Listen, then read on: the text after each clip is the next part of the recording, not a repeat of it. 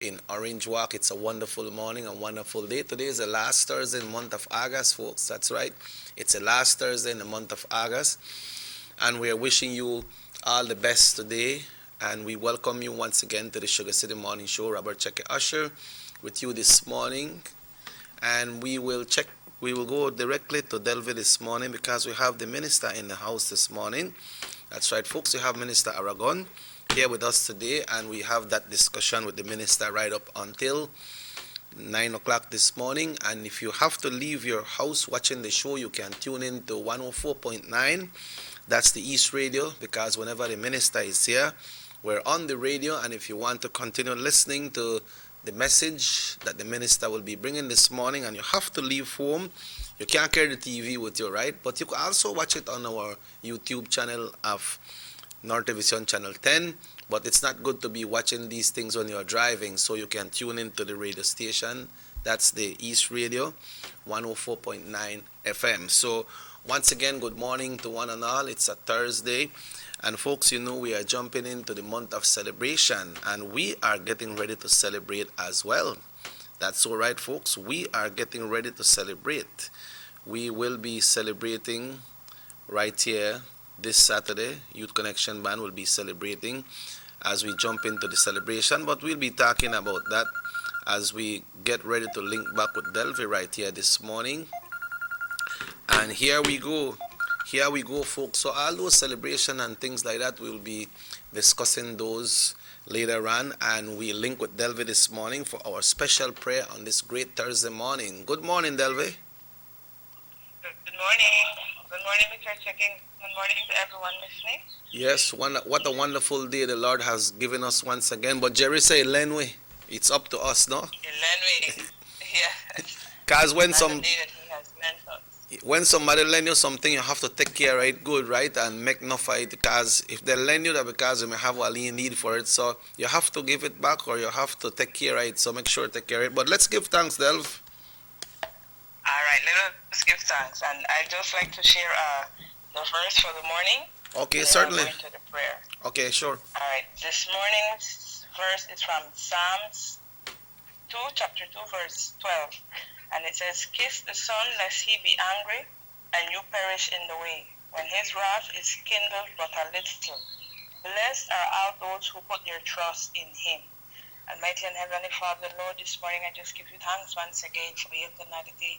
Thank you for blessing us, O Lord, with the breath and the gift of life. May we never take it for granted, O God. For just as we are passing through, O Lord, there it is written that it is appointed once for us to die, Lord. But while we are here, oh God, I pray, oh Lord, that you teach us your way, Lord. Make us teachable that we learn, oh God, that we may respond to you when you call, that we may be able to hear your voice when you call unto us, Lord, and that we may get to live with you in that holy place. Lord, you said that whoever calls on you, whoever knocks, the door shall be open, whoever seeks, they shall find. Lord, I just pray, oh God, that your people may humble themselves and turn to you, oh God, that you may heal this land, that you may heal us, Lord, as we need you now more than ever. Lord, and this morning I pray a special blessing, oh Lord, upon this show as it commences. I pray for every person who makes it happen, oh God, and I pray, oh Lord, that they too may seek you where you may be found. Uplift them this morning, oh God. Bless them, bless their family, bless every person who may be listening, oh God. In the mighty name of Christ Jesus, I pray. Amen. Amen, amen, amen. What a uplifting prayer right here this morning. Look like the prayers that get stronger day by day. Well, Mr. Jackie, to God be the glory. To God be the glory. Yep. Okay, so everything good so far? Well, thanks God, we are all right over this side. Okay. So how about you? Well, thank God. I believe we are okay. Right here at home and at the other workplace, we're good. And at the band as well, we're good because, they say we wear different hats, right? So we got the Channel 10 here, then we got the band, and we have the radio station. Then we have our family to deal with and our friends and everything. So things tight, But we getting there. We do it what we can do it, right? There is a window for you to breathe, and when that window is closing, you stop breathing. So if that window is open, make enough of it, right? You breathe. That, yes. Yeah, Yeah. So what? definitely. So I'm glad to hear that. So, Yeah. So what's your thoughts today? well, this morning, before I share the poem, just, went on a new ride this morning. We went by the bypass with my dad and I, and yeah, just nice to relax up, stretch the legs a bit, That's very good. so. Then bike then hard for ride or what? Well, I don't know professional parts of it, certain parts of the stretch, I get tired of or ease off my leg a bit, but we're getting there. We're not training for a cross country. Just, to stay physical. Yes, Just let's to stay get physical, physical. I wanna get Ah, physical. You're moving on the bike, right? You're pacing. yes, Yeah. pacing, yes. So, nice. Well, that's very good, man. Cause we need for exercise it too. We need to get those bones and everything going. It's moving. Yeah. And then they have to be riding, like, before they locked down the churches, one day we were heading to the church and a lady was doing her exercise right at home, her squats and stuff like that, so Yeah. even if you get like one couple of minutes and just move up your hand or move up your leg, it's good for the body. Yeah. Or if you have one strong tree, you have got a lot of limbs. If you don't want to exercise, you climb the tree. You climb the tree, yes. Because it's a bit scary, and right now with Corona, people barely come out. They Yeah. sit down, they eat, and not getting physical, and they start to pick up weight, and with weight comes complications, and Yeah. so we That have to try to take care of our body too. that when they say life tells a tolls on you, right? Yeah. Or cause a toll on you. Yeah. You need to burn out. You see, like when Christmas comes, I got some people exercise only after Christmas, cause they say, man, I eat so much cake, I eat so much ham, I eat so much turkey, cross bun, and all that things, so they work out for 2 weeks and say they're good again for the year, For next month, you have to burn it out. Yeah, it adds up. Yeah. But we have a vast majority of responsible persons that do their workout, because you see one time you hear the gyms may close at Belize. I never really know they had so many gyms at Belize, and that is something good. We have gyms here in Orange Walk too, but when it comes to the city, I believe that people prefer workout in a gym. They still have people who do the lead run by the Fort George area the morning time, because that's right by the seaside, But the gyms, they're very packed at Belize City. But right now they cannot open, so people just have to find another way of, cracking those bones. You make your backyard, your workout spot. Yep. All right, Delph, so today is Thursday, and I know we got our poem. Yes, and I am ready with it. Okay, let's. And this one I have is entitled Life's Chapters. Life what? Life's Chapters. Oh, chapters. Okay, good. Like the chapters of life. Life's chapter. Okay, yep. All right, so it goes like this. Break free from the bondage of sin. Open to new life. For every chapter that's completed, that's preparation for a brand new fight. So take courage, get up, and know that you are not alone. For God is always looking. In every heart he places his throne. He's talked of being distant, that to him you need to yell. He's always closer than we think, though at times we feel compelled. Compelled to be distracted and to turn askew. But he is closer than we think, even when at times we don't know what to do. On days when we feel discouraged, we feel like giving up. But that instance of being in a low place is only there to strengthen us up. It may be a loss, a breakup, a failure, a setback, but God has a way, and he always gets us right on track. For everything is temporary, and all will be well. So wake up, pick up, break free. The fight isn't over yet. You just have another story to tell. So when you say like everything is getting like temporary, it's like we're passing through, right? So wake up. We're passing through. Yes, we need to wake up. We are here, but for a little while. You know, and God has given each of us an assignment. From the day we halaway, from the day we come out of our mouth, Yeah. God said, "Lord, that one they got a purpose for me. I know how we look, I know how our parents and me want our picnic. It's because God has a plan and a purpose. And I know might be for you know, like people, oh, but I don't know preach, I don't know pastor, so God knows. You could be the person who pick up like the clean the streets then with Hong Kong. So that is a purpose. That's right. If somebody not do it, then you know you could be the person who pick up sand off at the beach.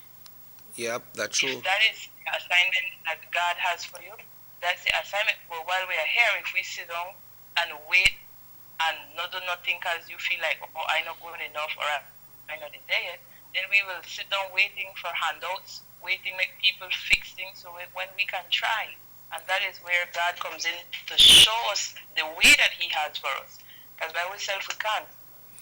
Yeah, that's true, girl. That's why when you go sleep, you go sleep with on purpose for wake up in the morning. But then when you wake up, you should wake up with a purpose as well, right? Not just wake up and say, yeah, make I hit the streets.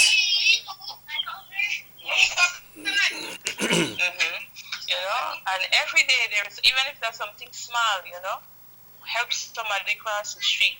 You know, hand your neighbor half spoon of sugar. Sometimes some people even with that, oh, that one she they can't come back for sugar again. If God bless you with sugar, then you share it.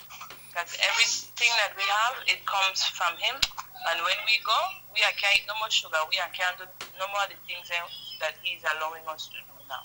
Yeah, and like them people like that, you know, if you choose pan, cause you know that they ask you for a little sugar or a little milk or something. I say, no man, ain't got a big lazy Sunday when they work, or they got a husband when they want to work.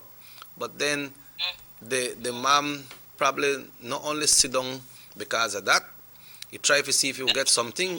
Sometimes them moms ain't go choose some tough thing, you know.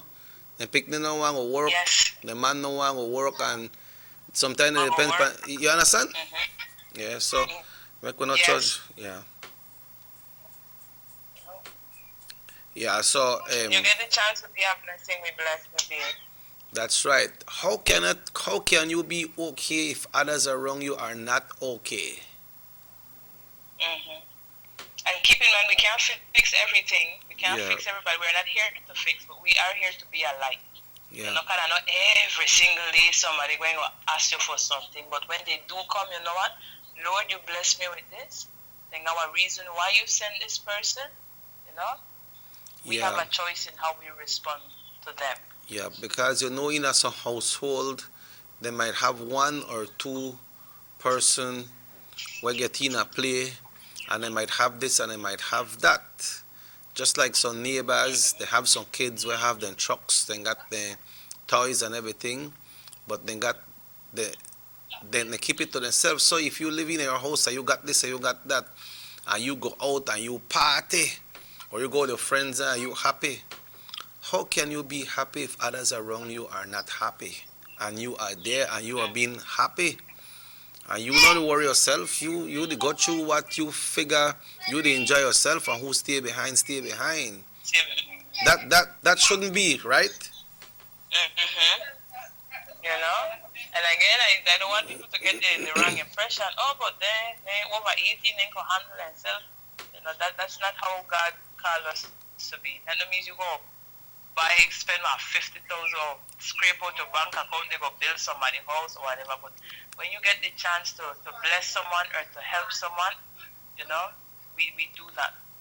Right? Because whenever we get stuff or whenever God allows us to get stuff or to own stuff, they're not for just, oh, Mr. Checky look nice and he humble someone, bless them with stuff that for say how we help somebody else with the little bit what he gave for you. Yeah. You know, I'm just using you as an example. Yeah, that's cool, man. That's good. Yeah. So we could just look after each other's, man, and we could got each other's back.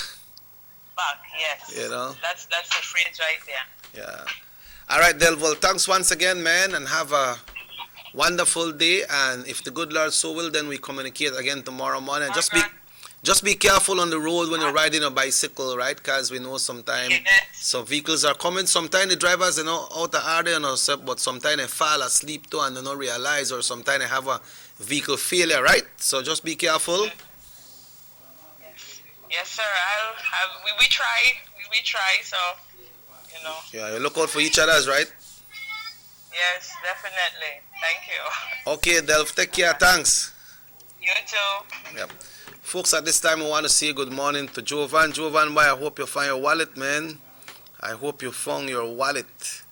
You know, because with those important documents, that make you can't even sleep sometime, with you buy. You lost your documents there, and we know why we have those documents. And so, if persons find, if somebody find your purse, I hope they'll return it. They don't have to give it to you. They could drop it at the radio station, or they could carry it at the police station as well, and you know, so you can pick it up. Not afraid to carry it at the police station. Not afraid to carry it at the radio station, because those documents, when you lost your documents, it's very hard to find. Remember, for emergency numbers, when it comes to fire department, it's 990. That's right, folks. With DJ, it's 990. That's a toll-free number, and that number will connect you to the closest fire emergency station. The general situation, the morning forecast for today: relatively moist and unstable conditions to set in today as a tropical wave approaches. A 24-hour forecast: cloudy at times with a few showers, isolated thunderstorms, and periods of rain starting along the coast and spreading over places later today and increasing over the northern districts tonight. The winds are blowing east at 10 to 20 knots. The sea state moderate with waves height from 4 to 7 feet. Temperatures in the coast today: 87 highs, 31 low. Inland we have a high of 92 degrees, and in the hills it's 78. A small craft caution remains in effect for gusty winds and locally rough seas near heavy showers and thunderstorms. The outlook, it says cloudy at times with a few showers, periods of rain and isolated thunderstorms over northern and inland areas Friday morning, gradually decreasing and becoming isolated with a few more lingering over Toledo on Friday night. We will experience a high tide at 11,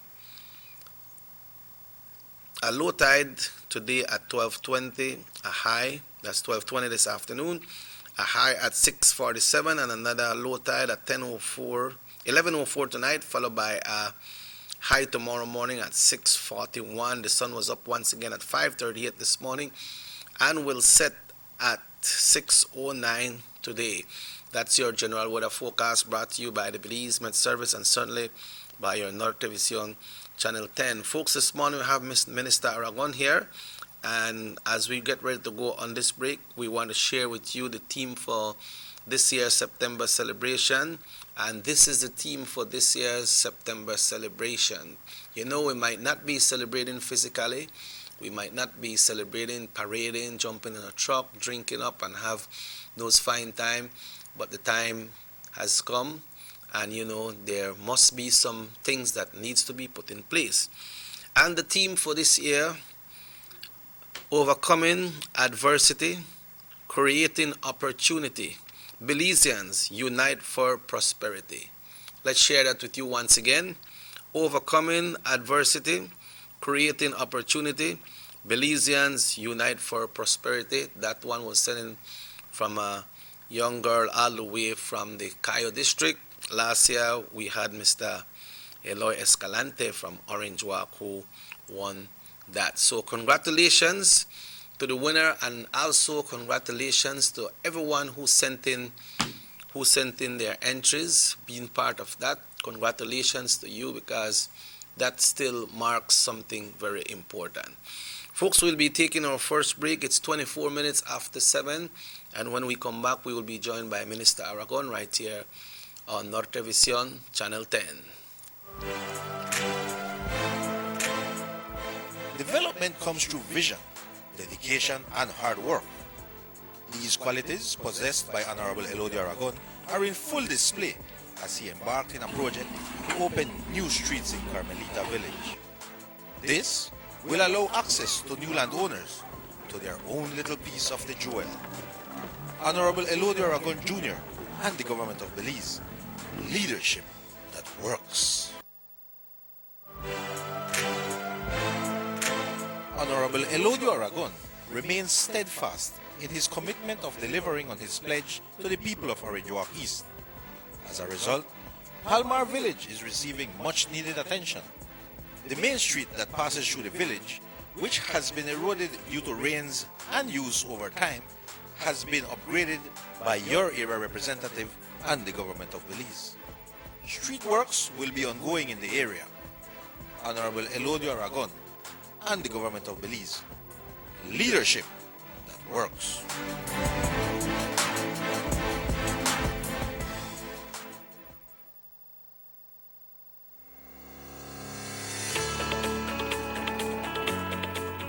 When you think about compassion, care and kindness, the area representative of Orange Walk East, Honorable Elodio Aragon Jr., immediately comes to mind. He has demonstrated through dedication and hard work that the people he represents are his priority. His work in Orange Walk East to deliver goods and services has been never-ending.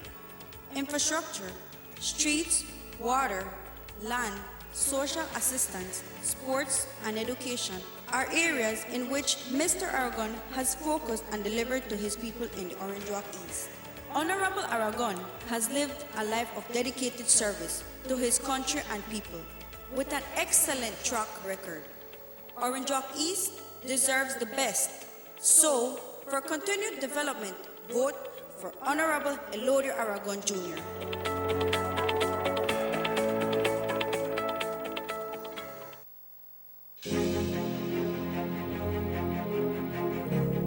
Since 2014, Honorable Elodio Aragon has been quietly and consistently assisting deserving residents of Orange Walk East through a pantry program that he put together using personal resources and also with the support of generous business persons.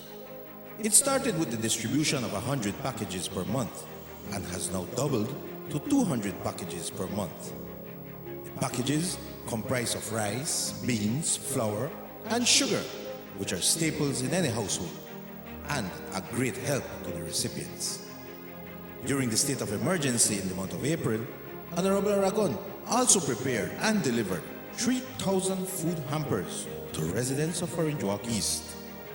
In the first instance, 1,500 parcels were delivered, followed by 1,500 more 2 weeks later. This was done because Mr. Aragon was aware of the hardships some of the area residents were going through due to the COVID curfew. This is a man who cares. Honorable Elodio Aragon Jr., with you always.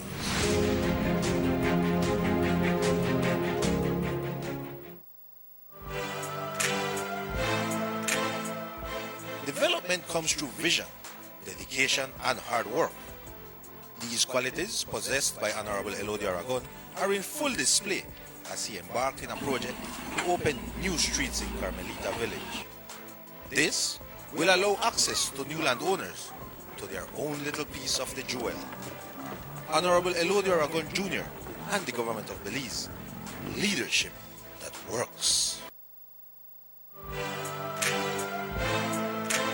Honorable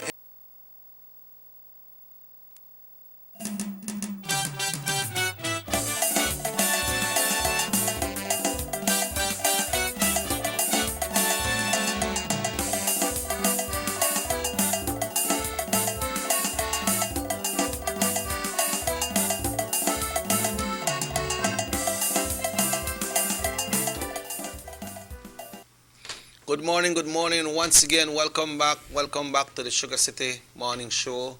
As you see our logo in front of us, it says Vote Elodio Aragon, and that's what we are here for this morning, to chat with the minister today right here, and we have Minister Aragon with us today. Good morning, Minister. Well, good morning, Cheke, and of course I'd like to say good morning to all of our radio listeners who are tuning into 104.9 FM East Radio, and of course to all of you who are viewing us on your TVs today. It's a wonderful day. Yeah. Cheke, every day I get up and I peep through the window and I see the sun out there. I feel good because, I'm alive and we got a lot of things to do. So, just want to tell everybody, I hope and wishing that you have a wonderful day today. Yeah, you see, when you have that optimism, it's good, because I just been asked, so Minister, how you hold up, man? You look so cool this morning and relax up, and I know there's so much that you have to do. That's right. Lot of work, but we take it one day at a time. I think the good Lord always bless us with the strength and the fortitude to carry on, on a day-to-day basis. And I think that's important. And I think in everybody's personal life, we have to take it one step at a time. We could worry about the whole world, and we could worry about everything that is coming on top of us, and that in a certain way will not help us. We have to see how we tackle these challenges one at a time, and overcome them. And I think, we have to take things one day at a time, Yeah, how is the East Committee and the persons there at the East Radio? How everybody coming on, man? Everybody's good, man. Everybody's good. I think our committee is there, always there, to support whatever initiative we are doing. And of course, the guys in East Radio, right now we are transmitting live, so they're right in there monitoring us. Checky. Yes, good.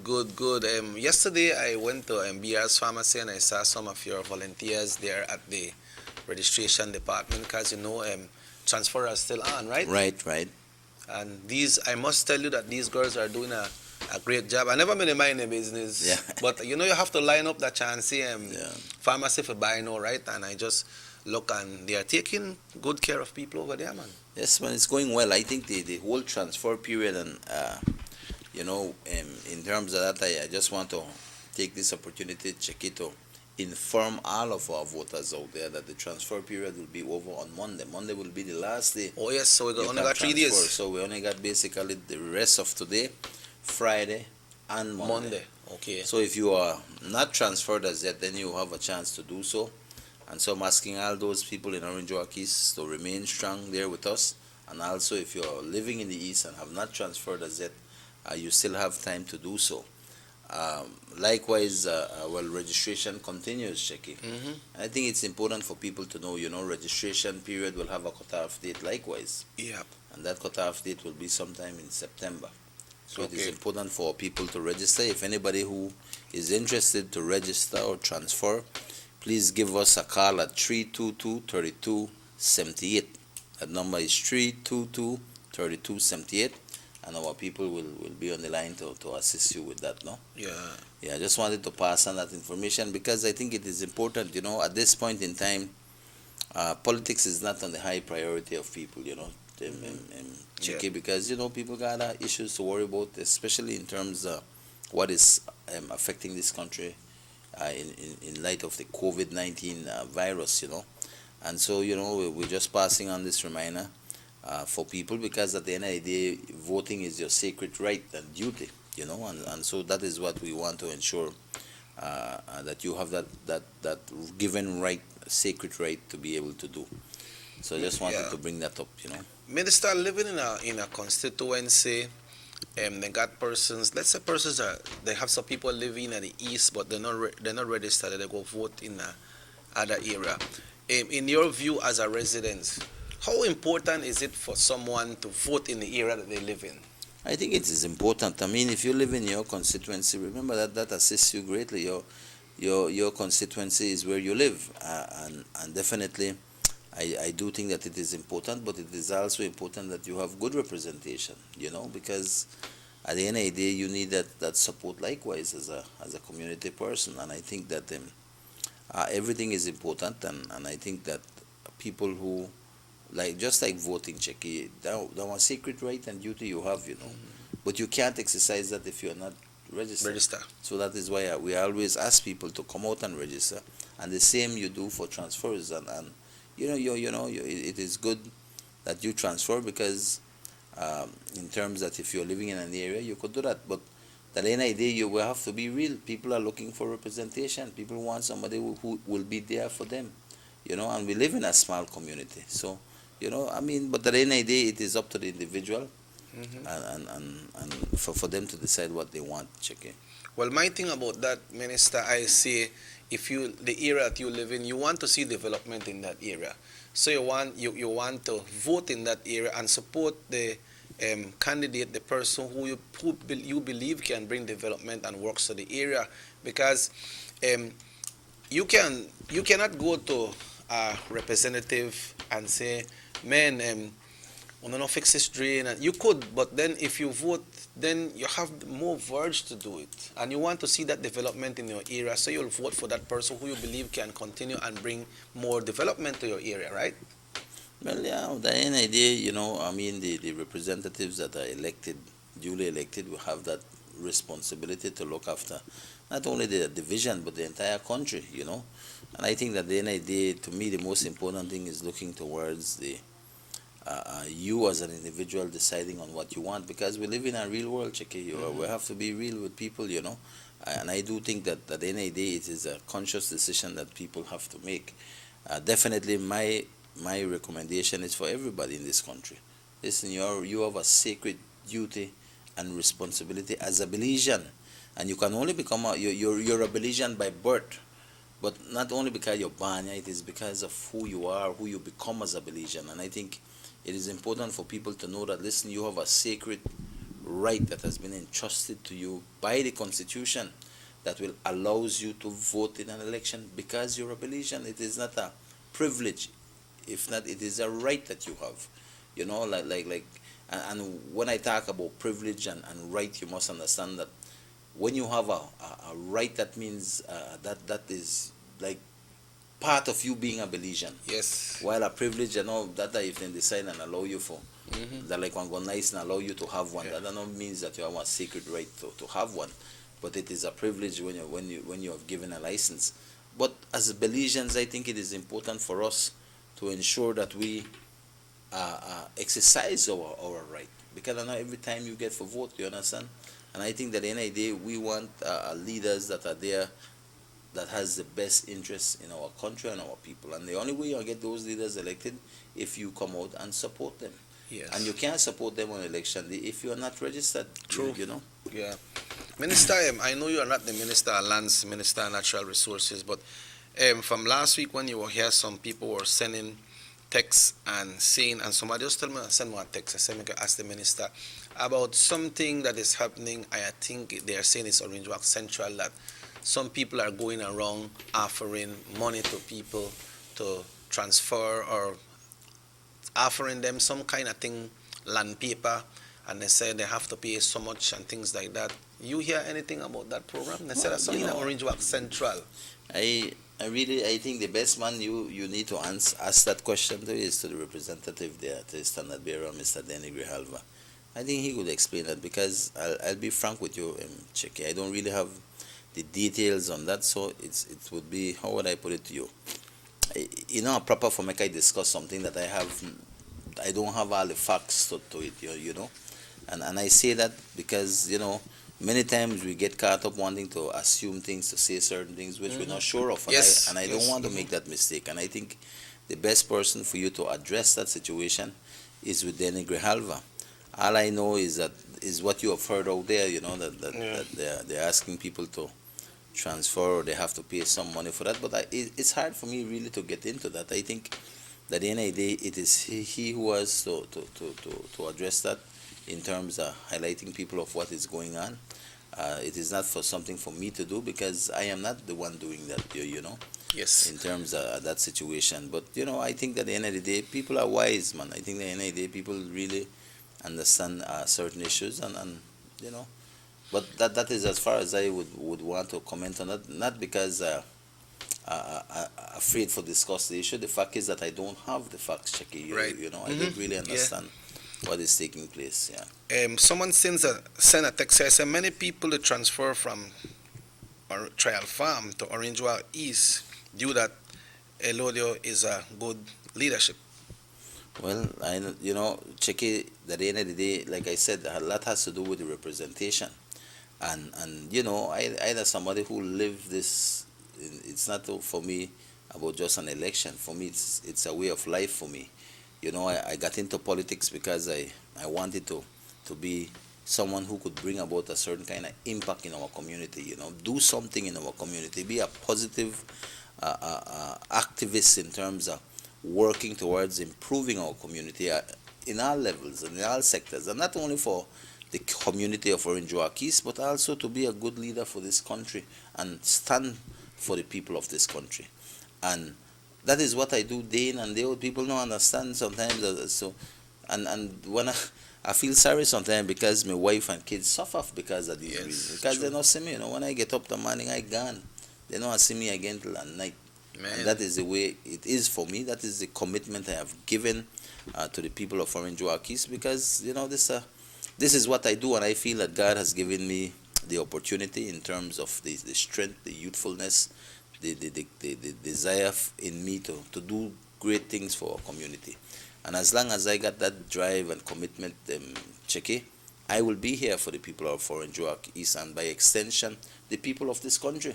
And that is my commitment. If the day I feel that I cannot continue, or it's time for me to move on, Cheke, I will do so on my own, because I truly believe that every generation have their own leaders, and everybody must do their part. It's just like in the police and the military, the people in the ministries, the national security, and people all over the public service. There comes a time when other young people will come into the fray and be able to do their thing, and then you all have to go. It's a way of life. We come into this life, we burn, and there'll come a time when we will die. We are all passing through, and I think that what is important in life is for us to be able to have an impact, to be able to leave something behind that is in a better state of affairs than what you found it in. And I think that is our contribution as Belizeans to our country and to our people. And that is why I take this kind of life, in terms of the political life, in terms of our being a representative, very seriously. And it's not without challenges, Jackie. Like we talked earlier this morning about how you handle things and that. Well, I take things day by day. I take things as they come, and do my best to try to assist, And it's a tough challenge, and sometimes I feel I live the frustration at times with the people that I interact with, because sometimes there's challenges in everybody's life, and it's not easy to overcome. I don't have a magic wand that I just do something and we fix that issue. So all of these things, you have to feel it. You have to believe that there's some way that you can assist, and I think when you have that desire, Chiki, there's a lot that can be done, and that is what I'm here for. And sincerely, I believe in what I do, and that is why I continue to be here, fully committed and dedicated to the service of our people in Orange Walk East. Yeah, we know that the party is not concentrated highly when it comes to the political part of it, when it comes to election, because of this situation we are on with this pandemic, no? But we can see signs now that songs are coming out. We can see some little ads here coming in and out. Any decision from the party to move full gear as yet? Definitely. I think remember, the priority of our government is dealing with this COVID pandemic, because it is important. That is what is a priority for this country, and the government, the present government, puts forward that as its priority likewise. So I think to a large extent, people are focused, representatives of the government, of the UDP, are focused on their people. Definitely, you know me, Cheke. I made a decision, I think, a couple of weeks back, and I've always said it. I've said it on the East Radio, I've said it here, and I will say it again. You have to give thought to things, and of course we could always ride the popular bandwagon in terms of politics and say we're going to put up signs and all of these things, which we have traditionally done. But this year for me is a special year. When you look at everything that is happening, I don't know if people watched the news last night when they talk about the impacts of COVID on our economy, in terms of where the institute, I think the Statistical Institute, highlighted the sharp decreases in imports, for instance, the sharp increases in the increases in unemployment. These kinds of statistics that came out as a result of what is transpiring this year with COVID-19. So you could look at the challenges that this country is facing. When you look at what has happened in the free zone, where people are basically not working, the exportation of goods have sharply declined, I think, by 28%, and or more, I think. And then you look at other areas that have fallen. I mean, it shows you what this country is going economically as a nation, and of course you have to transfer that to what is happening with our people too, how it impacts individual lives, families and all of these things. And for me, that is real. And I know it's real, Cheke, because I am out there I talk to people every day. I meet people every day, whether on the phone or out there. I'm there, and I know the situation. And for me, I mean, if we really care of what is happening, then we have to do our part. How will I justify to the people I serve that they put up signs all over the place, and then I can't help them with something? That don't make no sense, Checky. Yeah. You understand me? And I think for me, I mean, I prefer not put up one sign where it costs a lot of money and be able to help one or two families with that help. And that I have made that conscious decision not to put up no big signs and that. What is there is there. If I have to put up one or two, I will. In terms of when we get very close to election, maybe for the polling areas, the flags, and just that. But apart from that, Checky, I will not spend money that I can put to better use for the people of this country, and especially of the people of Orange Walk East that I serve. And so that has been a decision, and I will tell you, every time I pass out there, look like every other week, PUP, they put up more signs, more stuff in at the east. Well, every man to his own accord, and if the PUP wants to spend their money on banners and flags and all of these things from now, that is their priority, there's their prerogative. But I stay committed to the people of Orange Walk East, and with that I will continue to do what I believe is in the best interest of our people, and it's not easy. I know then they always say, oh, Aragon go on like if in a as a standard bearer. It's not easy, not even as a minister of state, and people must understand that. I don't know how full-fledged minister, you understand me, Checky? But we have to do what is right in everything that we do. We have to think things through for what is in the best interest of our people, and I stay committed to that. And I could care less where people think in terms of this and that, or in terms of when it comes to the putting up banners. The guys are strong UDP don't say, Aragon, we need for put up, we need for do this, we need. They want to get in I understand it. I understand the feeling of this thing, but the idea, man, my heart is with the people, and I have to do what is right in my own conscience, and my conscience is telling me, listen, Aragon, there's a lot of people who need help, and everybody on your help. Neither, even with this, you can't help everybody, and it's challenging, Checky, because people are out there who are feeling this thing. You watch at government has the financial assistance program, right? The unemployment relief fund. And they'll also start very shortly, I think, with allowing people to apply again for the food pantry, for the next phase 2 of the food pantry. Why do you think government is doing this? Government is doing this because it knows some people are they hurt out there, Public servants who have their salaries coming in every 2 weeks, they are okay.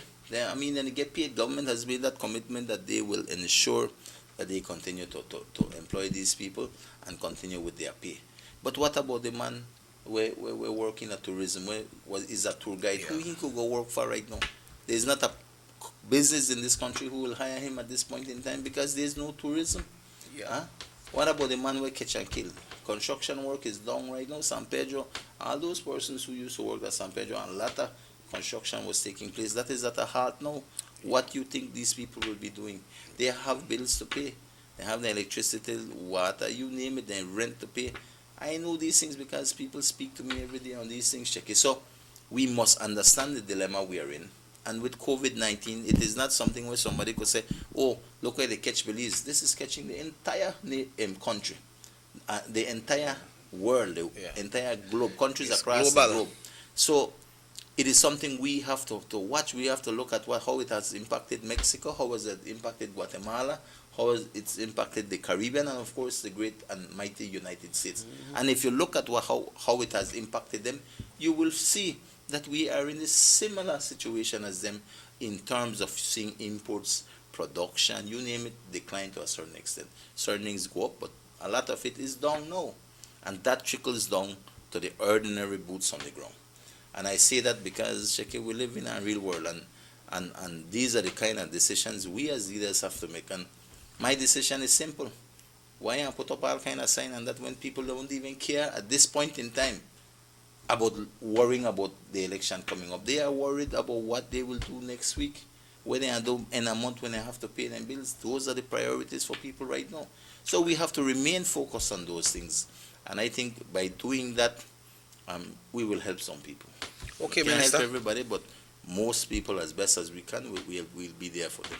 It's 10 minutes away from 8 o'clock. If you are listening to the East Radio, which we know you are listening, this is the Sugar City Morning Show. We have your area representative. We have the East in the house, Honorable Elodio Aragon, right here today on the Sugar City Morning Show. When we come back, we will be opening up the lines and right here at 302-2170. If you'd like to join in our conversation, the minister is here to try to see how he can answer most of your concerns, right? But we will take a break and we'll be back after these messages right here on North Television Channel 10. Honorable Elodio Aragon remains steadfast in his commitment of delivering on his pledge to the people of Orange Walk East. As a result, Palmar Village is receiving much needed attention. The main street that passes through the village, which has been eroded due to rains and use over time, has been upgraded by your area representative and the government of Belize. Street works will be ongoing in the area. Honorable Elodio Aragon and the government of Belize. Leadership that works.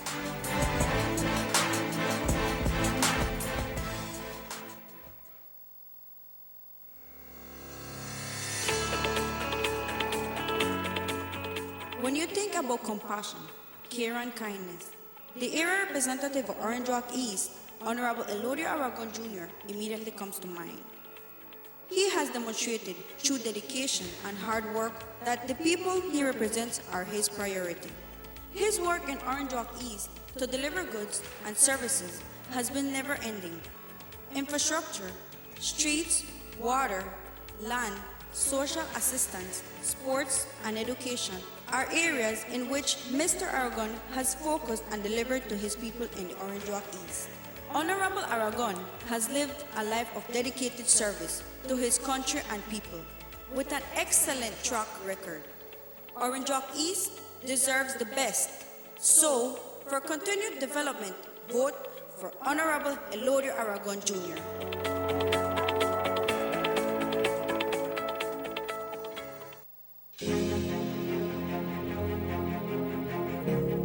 Since 2014, Honorable Elodio Aragon has been quietly and consistently assisting deserving residents of Orange Walk East through a pantry program that he put together using personal resources and also with the support of generous business persons. It started with the distribution of 100 packages per month and has now doubled to 200 packages per month. The packages comprise of rice, beans, flour, and sugar, which are staples in any household and a great help to the recipients. During the state of emergency in the month of April, Honorable Aragon also prepared and delivered 3,000 food hampers to residents of Orange Walk East. In the first instance, 1,500 parcels were delivered, followed by 1,500 more 2 weeks later. This was done because Mr. Aragon was aware of the hardships some of the area residents were going through due to the COVID curfew. This is a man who cares. Honorable Elodio Aragon Jr., with you always.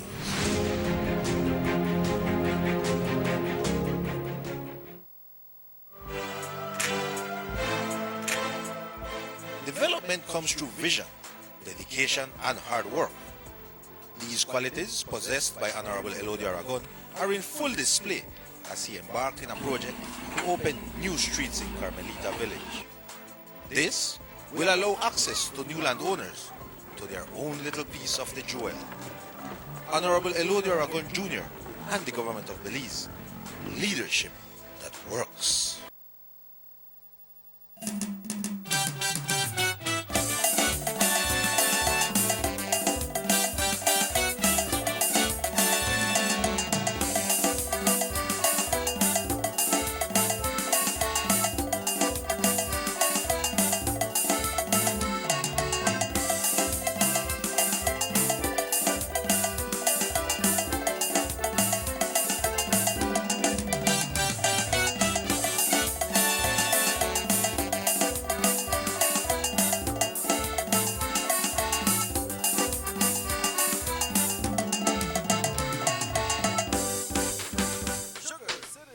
Welcome back.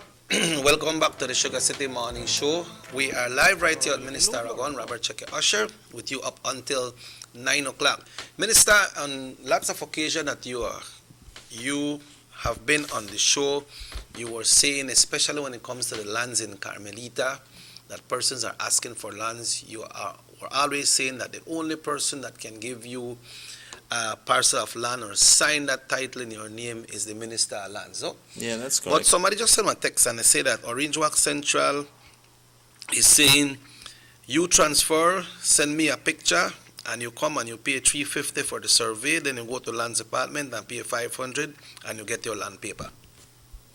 Well, I don't really, like I said, Cheki, I don't really know how that is working. What is the situation there? And I think the best thing is for them to sign. But all I can tell you, the process that I know how this works is that one, these lands have to be surveyed. If they are not surveyed, you could go ahead as a representative, open these roads, open the streets in these areas, the sketch that you have of the development you want to see in terms of parcels or lots, and you can then tell people, listen, this will be yours, and right. So, and then in terms of that, you will have to then assist these people, one, with the survey, or have them pay a private surveyor, after which then you will assist them with documents in terms of recommendations. That's all you can give as a representative, is recommendations for them to go to Lands Department to apply for the specific parcel of lot.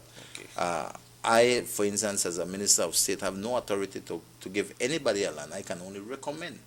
But of course, as a representative in government, your recommendation assists you when they go to lands and they do an inspection, they find out, oh, this piece of land, yes, you clean it, you work it, Minister may don't recommend you for this land. They will then go ahead and process your documents in terms of allow you to apply for maybe a direct purchase of this piece of land, and for people who already have their leases, we can only assist them by giving them a letter for direct purchase, so they move to the next step after lease so that they can purchase these lands from government and get their title. End of the day, the only person who could give you title is the Minister of National Natural Resources. Sources, yeah. He is the only man to sign those titles. So in that, and one of the biggest challenge, and I will be real, is finding the monies for survey. That is not an easy thing. Definitely, I have always tried to see that government do the surveys, but in reality, at this point in time, we have challenges because of COVID. Whatever money is there is being channeled to the people of this country to help them directly. But definitely, there is a process in terms of how people acquire land. There is a process in terms of what, as a representative, I can do in terms of recommendation letters and all of these things.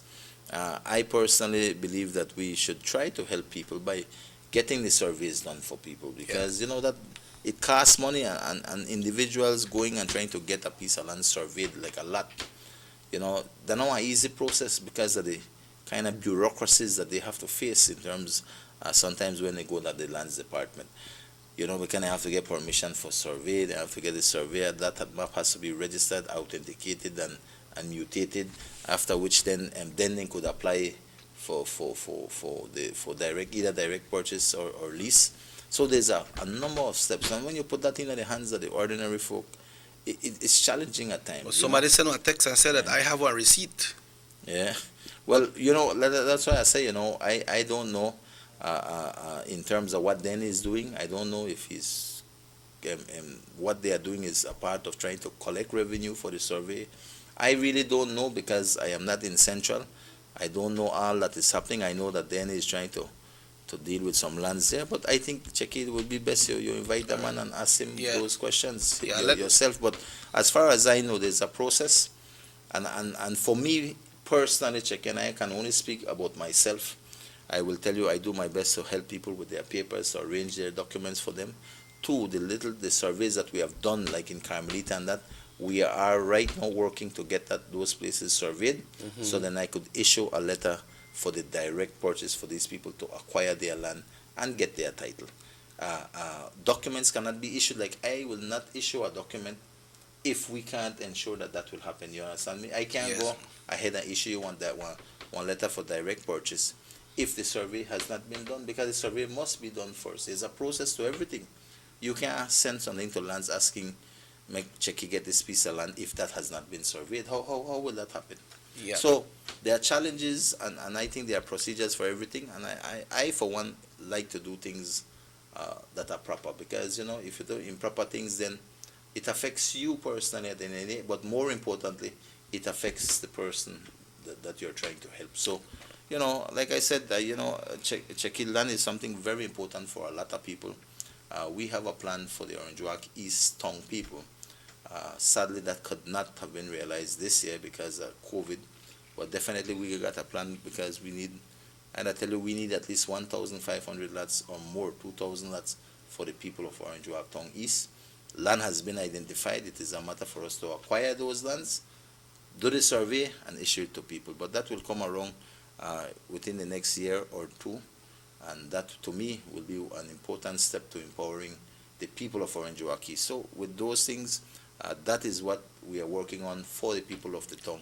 Most of the surveys we have done in Carmelita has been for the people in Carmelita. Yeah, we have two texts here, Minister, from one person. He say, "Hi, good morning. I am from Palmar. I want to ask the chairman what is happening with these roads." He said, "Man, really out are the huge holes. Thanks." Then the person continues saying, "Morning, Minister. Keep doing what you're doing. Great improvement is seen in the east." Right, thank you, and definitely we continue to work with the roads, Sheke. That is something we continue to do, because the roads deteriorate. Make we be real. All the roads are paved in the Yeah, east, true. Yeah. and so the public works personnel, I must say, they're always there. I wish they could work over the weekends. I wish they could extend the working hours. It is what it is, but at the end of the day, they are there working. I know we did extensive work in Champan Ridge. We're still not finished in Champan Ridge. They need to go back, but because of the rains and stuff, and decided to hold off on that work, but they will return there. And definitely we continue with the work in trying to look at all those areas that we need to help. We got a couple culverts in, and those culverts will be put at strategic places in the various communities in the east. That means maybe one or two in the east tongue side where we see they need it, and of course one or two in Carmelita, Palmar, and other areas will get some of these culverts. No? Since we're on the east, how are the projects coming on? Well, the projects are coming on good. Like I said, Checky, we want to finish up Sunday Field, and I just, for the young people out there who want to throw them basketball, we are getting those backboards ready.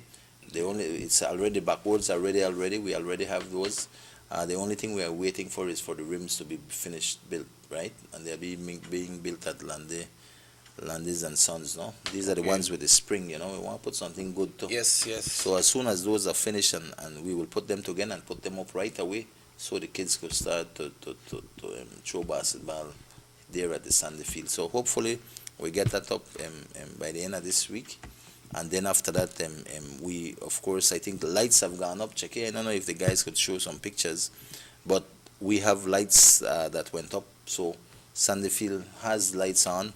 Also, I wrote a letter to the mayor asking him for his assistance in the BL connection, right? So that we could have light, because the parks falls under the town council, and we're just asking them to do the BL connection, because he has to go in under some entities there, but he has to go under the Orange Walk Town Council. Okay, good, yeah. So these are the pictures, and so all the lights are basically up now. So we have basically 6 lights up, and I think we are trying to get the other 2 lights for the basketball court to be lighted likewise. So this project is basically at its end nearly.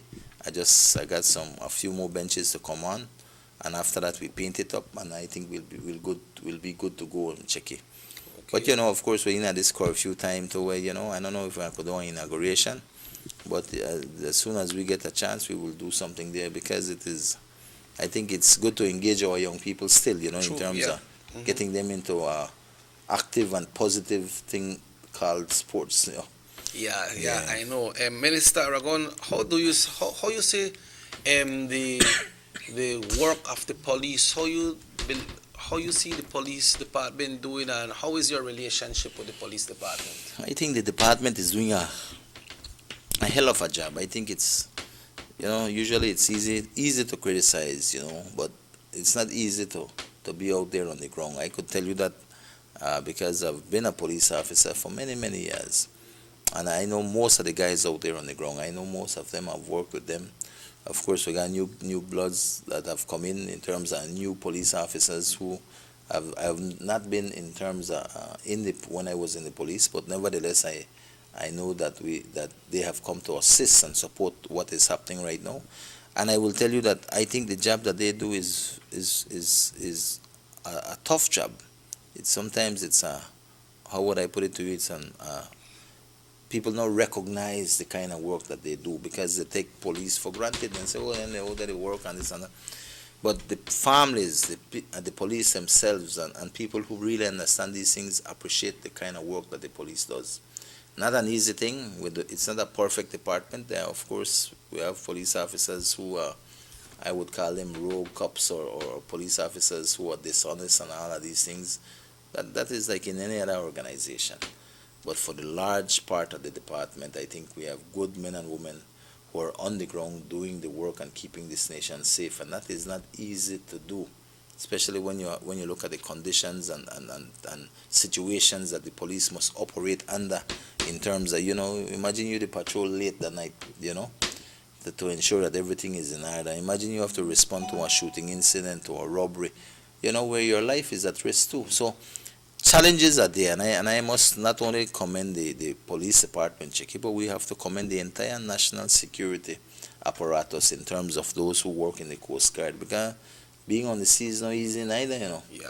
And the kind of operations they do, the BDF in terms of manning our border. I was talking to a BDF a BDF soldier yesterday, and the man said, Aragon, the time I spend at bush, me didn't even know when they call me for pull out a bush or go out on something. It's my time, and I know because I've been there. Yeah. And I understand. They are committed young men and women who they are for this country. Yeah, taking care of us. That's right, and people don't know when you they sleep nicely in your room, at your home.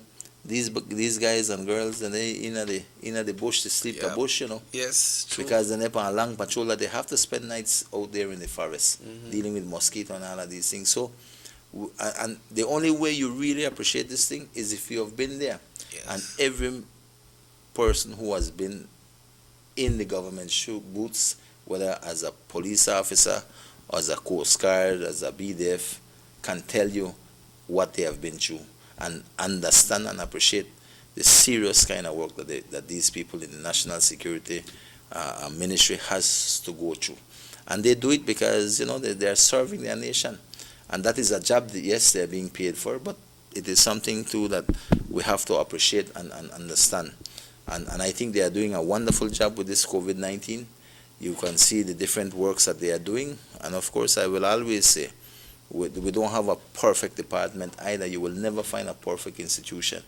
But nevertheless, the work they do is commendable. I applaud all of these people in uniform.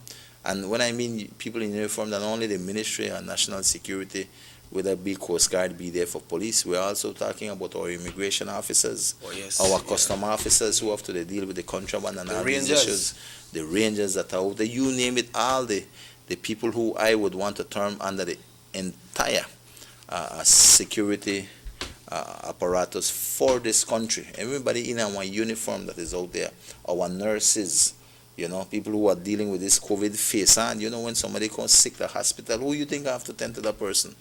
It'll be you, Checky. It'll be the nurse that is there. It'll be the doctor that is there. Yes. It'll be the healthcare assistant that is there. So all these people in uniform when they come together and work, good things happen. And I just want to commend everybody who are putting themselves out there for the benefit of this nation and the people of this nation.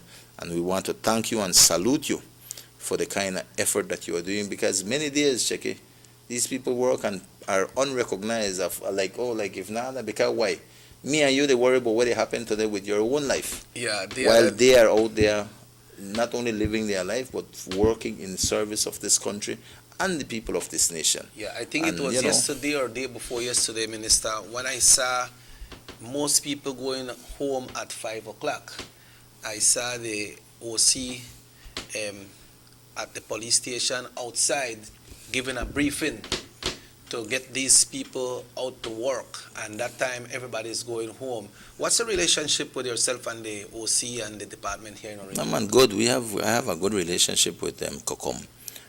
He's a good officer. I think he's there for the people of this country, and I think he does well as the officer in charge here in Orange Walk. And of course, all the personnel who are working here in Orange Walk. And of course, you know, as a old police officer, you could say, ex-police officer, you know, we know each other, and I've known him from when I was in the service. So you And him just work across the nation, together? I know a lot of police. Yes, of Yeah. course, many times, you know. But I think that it is commendable that we recognize these people Yes, in man. Yes. Czechia, and it's important for us to do so because, listen, they're not an easy job they do, you know. Imagine you have to go tend to a COVID patient, whether you're a police officer, they go pick 'em up when they arrest her, Yeah. or you to deal with somebody at the hospital, the nurses. It's not easy, you know. It's tough, and we have to commend the department. They are not perfect, and nevertheless, I do believe that as we progress, you know, these entities, in terms of the various departments, we have to recognize their contribution to this country. I think it was yesterday that the state of emergency, the lockdown, was lifted for Santa Marta, Shipyard, and Guinea Grass. Now, Minister, what would you say to these people now? Because we all know why they were on lockdown, but they have free flow now to come into town and do what they need to do. What's the precautionary measures that you will ask them to adhere to? Well, you know, it is important. You know, your village right now has been allowed to be open. You know, especially in Santa Marta in the east, and of course we have Guinea Grass, Shipyard. The only place that remains on what they call lockdown is San Pedro. Yep. But now that we are allowed to freely move, I would ask that, and this again comes back to not only to those people coming out of the lockdown, it is for the greater and wider community within Orange Walk, and of course across this country. People need to put their mask. I like when Dr. Manzanero said, every person you see, you have to look at him as a potential COVID-infected person. And that is important, you know. Because I'll tell you, putting on your mask, it is a new habit that you have to do. That as the moment you left your house, you put that on, and you not take it off. In terms of when you are, maybe you're at a store, you have to keep that mask on. You know, the one thing that you have to train yourself for. And I think if we do that in taking those, ensuring that we have a mask on, adhering to the social distancing rules, keep at least one 6 foot apart.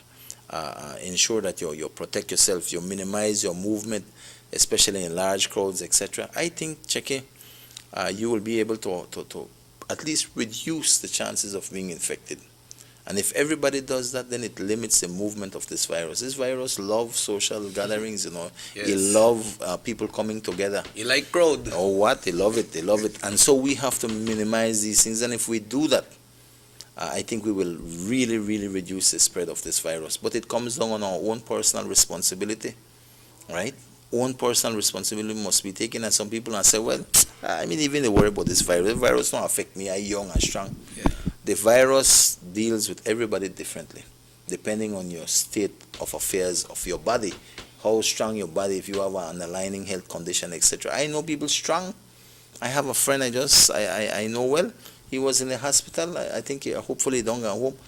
I mean, take this virus and this virus chew on down, they're not joke. You'd have said, man, but how come? It affects everybody differently. We have 11 persons died in this country already of COVID. That's one serious issue. This virus kills. Make we be real. It does. You could see it. So we have to take precaution. And we might be young and say, oh, well, we're not worried about that. No. It is not only about you, you know. This is greater. This is about our community.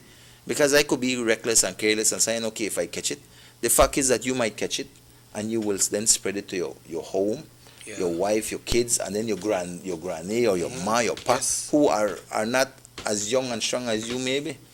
And they will then suffer. And then when they suffer, who you think can suffer? You too. You suffer too. Because then you have to tend to your parents or whatever, whoever is ailing in your home. And I will tell you, this thing is serious. You could talk to the families who have gone through this situation, and it's not pleasant. It's tough going and dealing with this virus. You see the amount of people who have been interviewed globally. When you look at the United States news, you could see what patients are telling you, boy, I don't wish this for nobody. I had another friend, because I always call people who I know, because I know a lot of people, and I hear they get COVID, I call them and check on them and see what they are doing, how they are doing, because it concerns, and I spoke to a friend last time and he said, boy, Aragon, I couldn't believe this thing, I feel like I want dead, I can't breathe. Frightened, panicking, doesn't know what to do. And we have to be real. How many ventilators do we have in this country? Are we fully prepared in terms of our healthcare system? No, there's no healthcare system in the world that can take up a surge in people being sick with this virus. Not even the Great America was prepared or could handle something like this. So it is best in the prevention of this virus that we'll be able to overcome it. And how we do that? You take your own personal responsibility by ensuring you do what you have to do in terms of your face mask, in terms of your social distancing, in terms of the washing of your hands on a regular basis, ensuring you're not going to any social gatherings and things. Limit your exposure, and I think together we can overcome this virus, because we don't want a small nation too. It's not like we got millions of people here. You understand me, Checky? And I think we can do more, but it is on us as Belizeans to do so. Okay, it's 17 minutes after 8 o'clock. Folks, Minister Aragon and Robert Checker Usher are here on the Sugar City Morning Show today. We're also live on the East Radio right here, so we invite you to stay tuned, and we'll be taking a break, and we'll be back after these messages right here this morning on Norte. I think we have a call coming in, Minister. Let's take this call Yeah, before sure, going man. break, all right? Hello, good morning, Sugar City Morning Show. Yes, good morning. Good morning, sir. Sorry, Karma. Yeah. Oh, Mangai okay. TV on. Yeah. Here that will say we'll go on break because we had a delay. But Carla, we'll take on break now, and then Yeah. you will call when we come back, all right? Honorable Elodio Aragon remains steadfast in his commitment of delivering on his pledge to the people of Orange Walk East. As a result, Palmar Village is receiving much needed attention. The main street that passes through the village, which has been eroded due to rains and use over time, has been upgraded by your area representative and the government of Belize. Street works will be ongoing in the area. Honorable Elodio Aragon and the government of Belize. Leadership that works.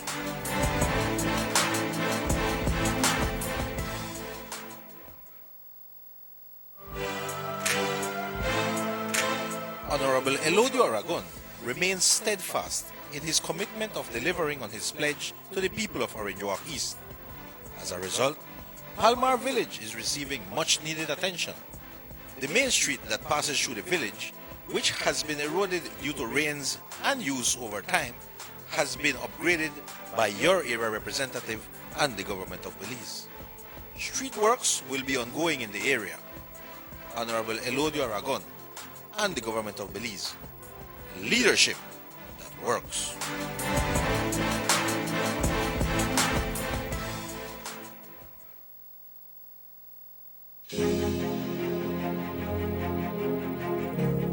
Since 2014, Honorable Elodio Aragon has been quietly and consistently assisting deserving residents of Orange Walk East through a pantry program that he put together using personal resources and also with the support of generous business persons. It started with the distribution of 100 packages per month and has now doubled to 200 packages per month. The packages comprise of rice, beans, flour, and sugar, which are staples in any household and a great help to the recipients. During the state of emergency in the month of April, Honorable Aragon also prepared and delivered 3,000 food hampers to residents of Orange Walk East. In the first instance, 1,500 parcels were delivered, followed by 1,500 more 2 weeks later. This was done because Mr. Aragon was aware of the hardships some of the area residents were going through due to the COVID curfew. This is a man who cares. Honorable Elodio Aragon Jr., with you always.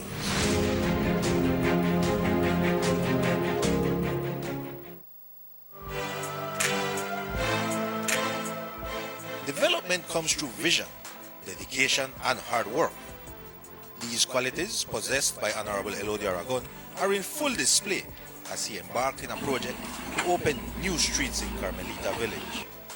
This will allow access to new landowners to their own little piece of the jewel. Honorable Elodie Aragon Jr. and the government of Belize, leadership that works.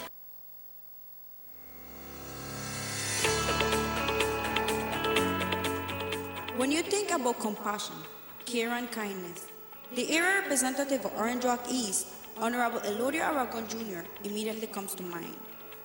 He has demonstrated through dedication and hard work that the people he represents are his priority. His work in Orange Walk East to deliver goods and services has been never-ending. Infrastructure, streets, water, land, social assistance, sports, and education are areas in which Mr. Aragon has focused and delivered to his people in the Orange Walk East. Honorable Aragon has lived a life of dedicated service to his country and people with an excellent track record. Orange Walk East deserves the best. So, for continued development, vote for Honorable Elodie Aragon Jr.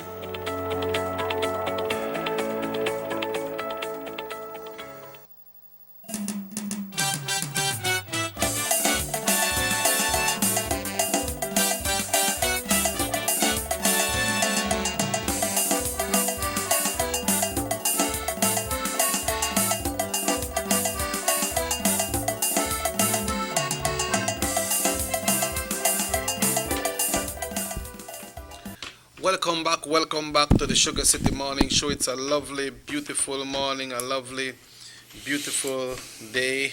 Just sent my text cell. Somebody said, good morning, Rona and I sitting under the mango tree in Miami listening to the Sugar City Morning Show. Say happy early birthday to her, please. This Sunday is her birthday. So people that wait in Miami, they sit down under the mango tree. Well, that's good, man. Take it easy. Yeah. That's good. Yeah. And Checky, you know why I want to highlight to when we talk about the police and thing. Yes, we have to commend the police and all the departments under the Ministry of National Security, but I want to take time to commend the brave and heroic actions of Mr. How about the name again from the one who do the painting, Ankler, I think that. Sankar, Alex Sankar, that's his name. Sankar. I know, I met the man one time, and jovial guy, a big guy, you know, a happy guy, you know. You always see that man in a good mood as far as I know. I think I met him one time, and he does some wonderful paintings, I will tell you, because I see the kind of paint work, the artistic work, talent that he has. Mm-hmm. Amazing when you see how he paint them flags, Belize flags and things. Very patriotic guy, you know, because if you look at his painting, it's all about this country. You know, trying to capture the feelings and emotions of the people in this country. You know, I watch the paintings, beautiful paintings. There was an incident, I think, 2 days ago where he intervened in a situation where I think a tamales vendor was being robbed or assaulted to that extent. Yeah. And he got in basically and defended this tamales vendor. I know the commissioner yesterday commended him for that act of bravery, etc. And I think it is important we highlight these things because it's people like these that we need more of in this country, you know, because he never have to do that. That never in his never enough for him kind of thing. But he did it because, you know, he has a desire for a safer Belize. He has a desire to help his fellow brethren, especially one man where the struggle is sell it, you know. And I think we have to commend him, and I want to take this moment to commend that kind of bravery, his actions, which is, I would say, it's not about him, but it is about others. Yeah. And it's a selfish act of wanting to do something for his community. And these things are tough, you know, because it's not easy, Checky. You know, because he's putting himself at risk likewise by engaging in these things. And for me, I just want to commend him for that. I think it is a good thing for sure that, listen, we can do our part. And I think, my only caution is that we don't want people to go out there and try put themselves at risk. Yeah, you know? true. Yep. And I think the greatest thing that Belizeans can do across this country is report crime. If everybody report crime and deal with those people who are doing these things, we will have a safer and better country. But I understand the challenges because life is real again, Chicky. You know, it's not easy. I know anybody could do this, and you know, but nevertheless, we need to do our part by reporting crime. And I think, I mean, it goes back to show that one man like Sankey, Alex Yeah. Sankey, Yeah, you know, Sankar. Sankar, sorry, Yeah. Sankar, he has that desire to do something. And it come and out. stand and not just sit down and watch, but be somebody who goes out there and do something about what is Yeah. happening. And also, what is good, Minister, because the man come out and he made a statement, I will not live on fear in my own country. That's right. Hello, good morning. Good morning. Yeah. Good morning. Morning, Yeah, sir. morning. I just wanted to mention something related to our new leader, Patrick Farber. Yes, sir. The other day I heard John Bisenio, the PUP leaders, saying that Patrick Farber is a boy and not a leader. Is a what? They are saying that Patrick Farber is a boy and Oh. not a leader. Well, I just want to state here that over and over, Patrick Farber has demonstrated that he is more an intelligent, braver, and honest man and leader than Jan Bricelio. While Farber can be depended to stand up and fight for what he believes, the leader of the opposition, on the other hand, is always changing his mind to satisfy his own desire or his own greed for power. Patrick Farber is a young man who has matured into a man who can be trusted. Patrick is ready to lead this nation to greatness. Man to man, Patrick is by far a better leader than the leader of the opposition. That is for sure. And so, for election time, we must consider who is the better leader. And I can tell you, put it across the board, and you will find that Patrick Farber is a better leader. Thank you. Thank you very much. Said a lot. Definitely, and I, you know, listen to me. I always say I've stood with Patrick Farber and Checky. You know that from day one, from when he ran for the deputy prime minister post, Yeah. And you stand and firm. I stood right through this switch here, the switch there. All kind of switchers were there. You never switch. No switch, but let me know. I stand for what is right. I stand always in what is best for this country and nation, and I say that because, and of course our people, because. And I did check it, listen to me, if we can't stand for the people of this country and that as leaders, then what are we doing as leaders? You understand me? Yeah, but Huh? but talking about leaders, and- Minister, as the caller alluded to, that they are saying Patrick is a boy. But what happened is they can say he says this and he say that. But can anyone come out and show one sense that they would say that Patrick is stealing or No. he's a crooked minister? That is Well, not there. If we have to compare leaders of our parties, I will tell you, when you compare Patrick Farber and Johnny Briceño, man, we can't compare that. Everybody know what Johnny do. Everybody know who Johnny is. If the man could walk out on the people of this country when the people of this country needed him the most in terms of the National Oversight Committee, when he not walk out, man, brother. That when he show me the fight for being on more committees, for learning ideas and ensure that he's there for the people. Man, walk out, check it. What you expect from him? He walk out on the people of the when we were at the ICJ referendum. He put the party and he put the political gains ahead of that of the people of this country. Come on, time and time again. When I sell out all with national, I said, where was Johnny Briceño? He was the deputy prime minister of this country. He was part and parcel of all the BTL accommodation agreement. He was part and parcel of everything that was sold out. He made it there. He allowed that to happen. And you talk about that Patrick is a boy. Patrick is one man. And he has always stood for what is right in this country. And that is why I am behind him 100%. Because he is going to be the person who will bring in a new era in this country of ours in terms of how we see this country moving ahead. Because I will tell you, every leader brings about his or her own thoughts and processes in terms of how they are moved. I think Dean Barrow has done an exceptional job. Yes. The man can't run again because, I think he'll continue to do good, but his time has been spent now. it is now a time for a new leader, and I think that leader is Patrick Farber. He has been elected as party leader, and he will do well as a prime minister, and he will bring about the kind of changes that we need to see.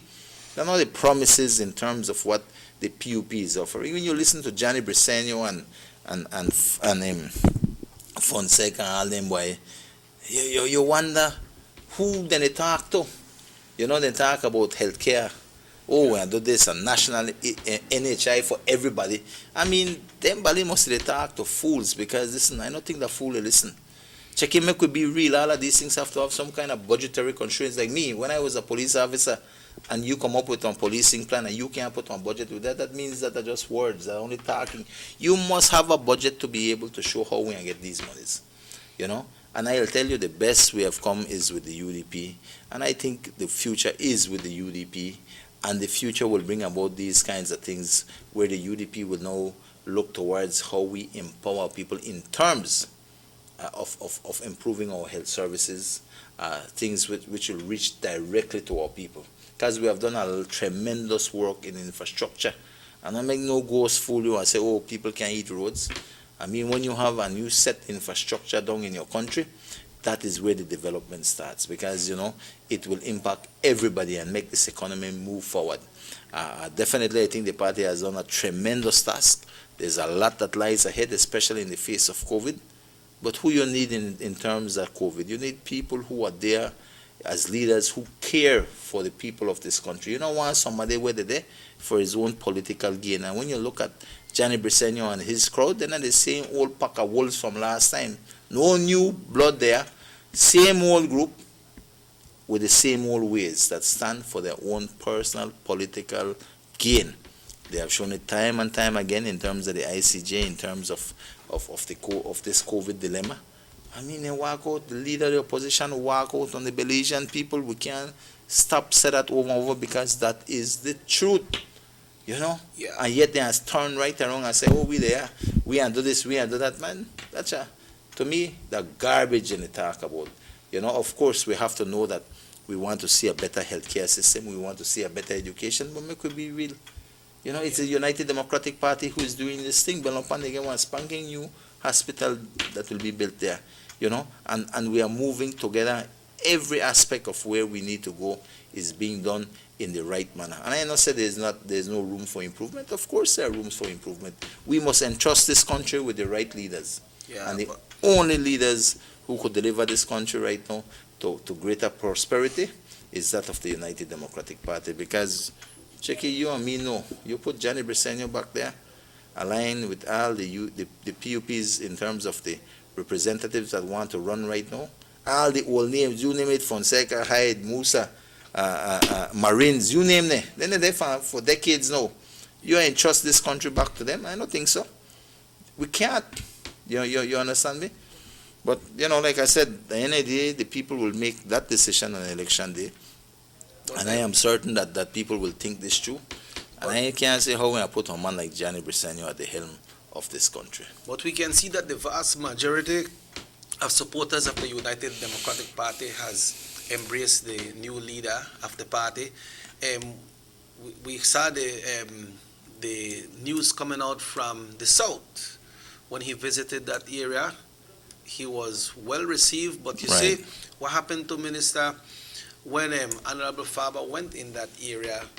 Whenever the way we're there right now, that only 10 persons can gather. So he could have been gone. They still had the social distancing, and he was well received. Right. You know, but what happened is, the thing is that when you see somebody go for a challenge, they don't make it, they continue rising. That means that person should have a good plan in what he wants to do. Right. And that's what Honorable Farber did. You know, he have tried more than once, and he never reached that point. But he's there now, and I am sure that by now he should have the full support of the 31 standard bearers over the country. He has the full support of the entire UDP leadership right now in terms of moving forward, Checky. And I think we have never been more united right now. And this is a matter for us now to work right through to election. But of course, like I said, that the UDP government, you know, we are concerned about this nation in terms of the COVID right now. And all focus, I tell you, a lot of people, I talk to a lot of my colleagues, and all of them, they will look what they can do to deal with the COVID situation for our people. You know, and like you say, me, I don't know. Well, I think for myself, and definitely, like we talked about earlier, how we can justify spending money on these billboards which cost thousands of dollars. You know, check it. They're not cheap, I tell you, because I have put up one or two smaller ones, and they cost money. They cost money, especially if you're going to rent them from people. They cost a lot of money. But anyway, this, I guess every leader has to make their decision.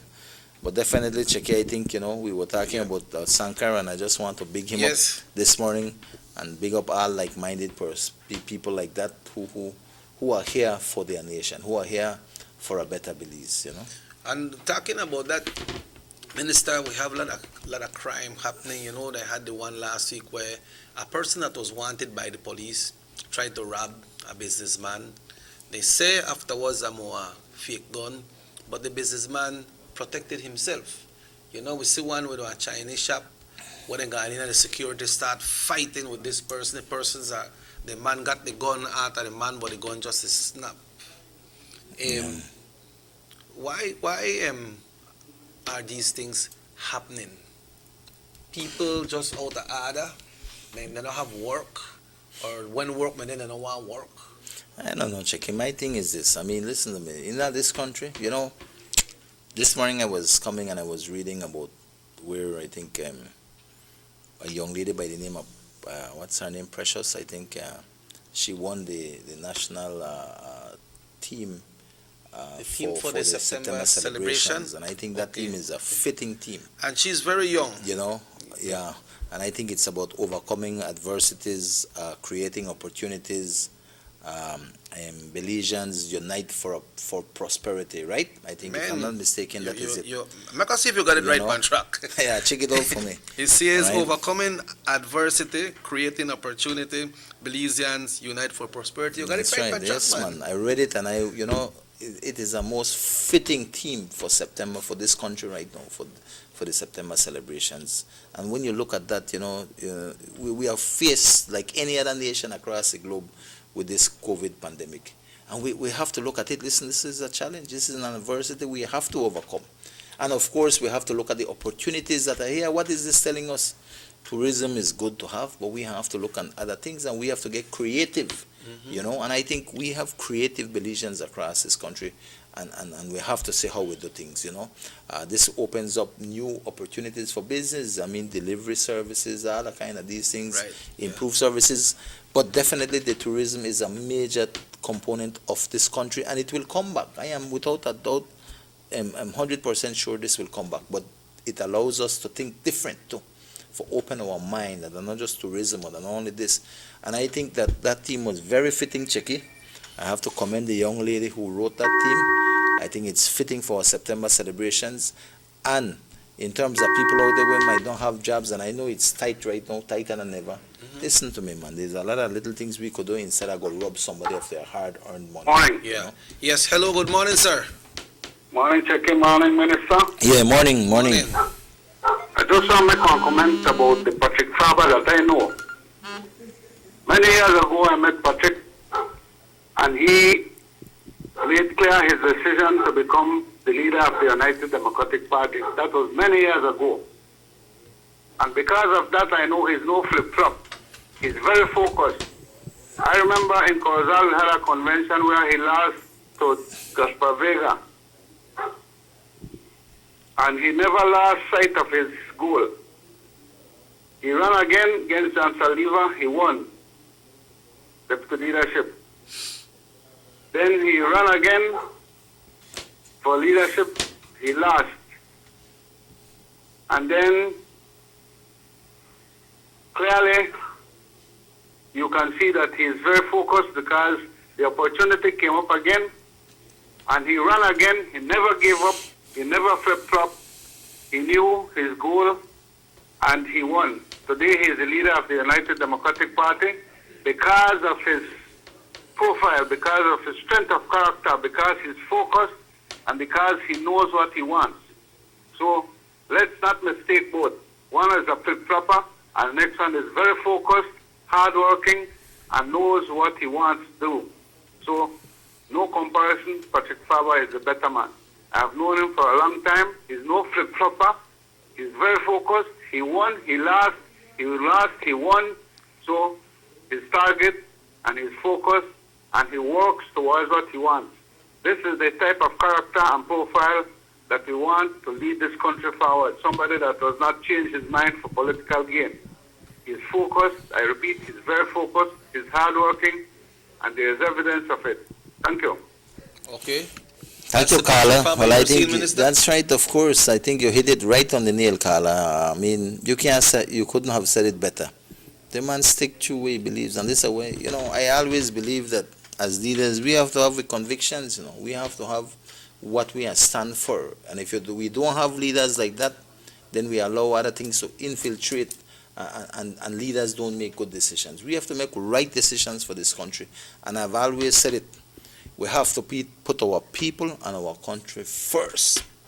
First in terms of special interests, first over decisions maybe might not be popular but are the right thing to do. We must make those kind of decisions as leaders. That is what I truly believe people voted for you to be able to stand for them, not to stand against them because of special interests or stand against them because they worry about your political gain and things like that. No.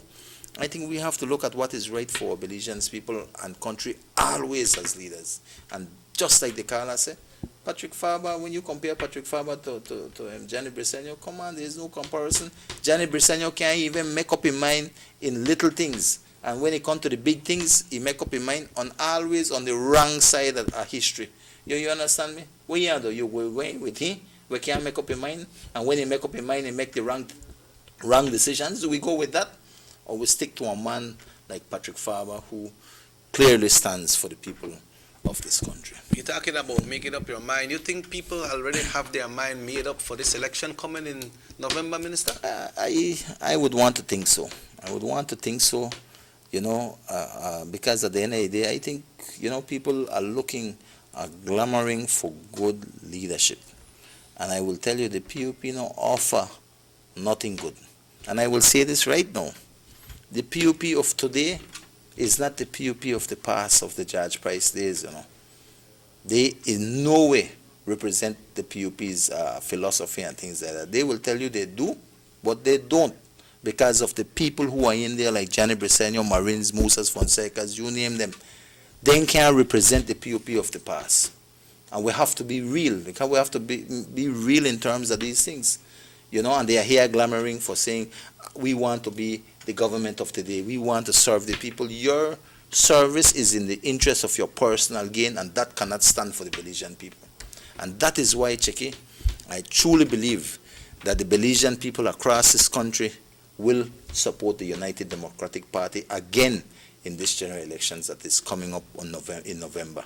And I feel the United Democratic Party will win again, because the United Democratic Party has a track record and have the good leaders to stand for what is right for this country over that of the PUP. That's overall, that's national. How is standing Orange Walk East, Minister? Well, I think in the Orange Walk East we stand good. Of course, the work never ends and the campaign is always there. But I think we stand good and we are working here steadily because people know who I am. You know, I stand for what is right always. It's not easy, it's tough. You know, and I always do my best to try to assist people. And my commitment is there, steadfast, Cheki. And it's not easy. But people know what they have with me, you know. I'm there for them. They know when they go find me. And we stand together for the greater good of Orange Walk East, you know. And I feel good about that. And like I said, Cheki, I think people have made up their mind to a large extent. And November, when November comes around, which is not too far away, I'd say about 2.5 months away, the people will have their chance. And that is why when we started to talk earlier today, every Belizean has a sacred right and duty, I believe, to vote. But you can't vote if you're not registered. Yeah. And that is why I ask all our young people to come out and register. Yeah, so somebody asked if you have any information from the government when it comes to opening of the airport.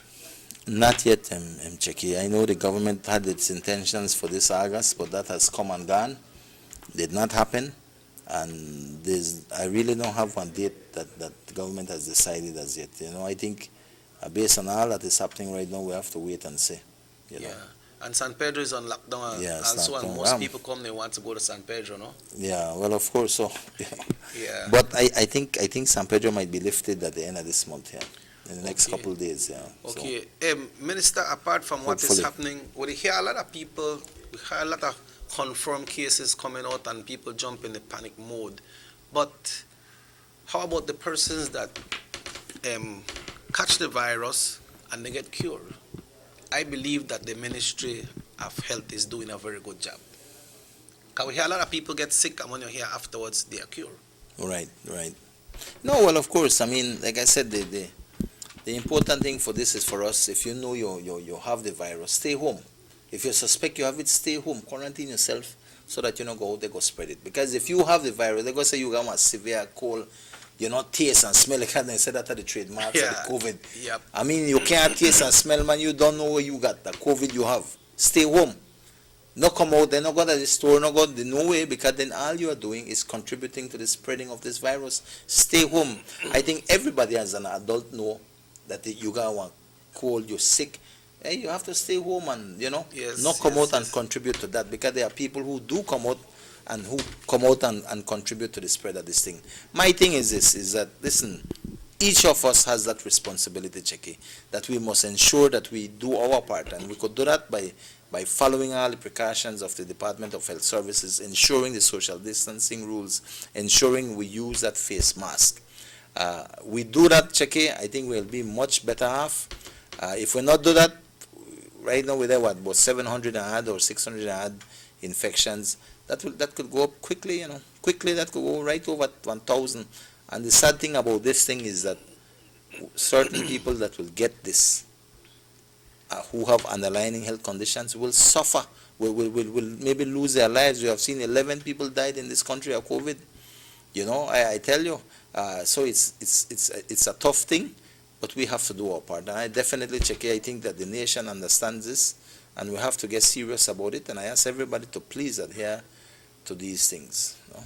Okay, so if we have election, when election comes in November, if we have election by this time, then voting process will have to be completely different from what it used to be Of course, the before. social distancing rules must apply and all of these things. And I will tell you, Checky, because some people say, why we not put off election? To me, listen to me. How long would you put off an election for? Yeah, The Constitution only allows for 2 additional months. and we don't know how long this And this COVID will COVID last. going for long, and then what? We are wait again. I think no. I think the Constitution is there. We must abide by the Constitution. Call the elections, set it for November that it is already set for, and make we move on with that and done with that. That is my personal thoughts on it, because I think that the end of the day, Belizean people will make up their mind on that. That is not on their front burners right now. They are more concerned with what is happening in their own personal lives and dilemmas and issues that they have, and I think that, as a nation right now, I don't think we should wait for the next year. Make no sense. To me, let us have it now. And definitely we could, the government or election and boundaries could put in all the rules and regulations in terms of how people will go and vote and all of these things. No? How is the project coming on at Louisiana?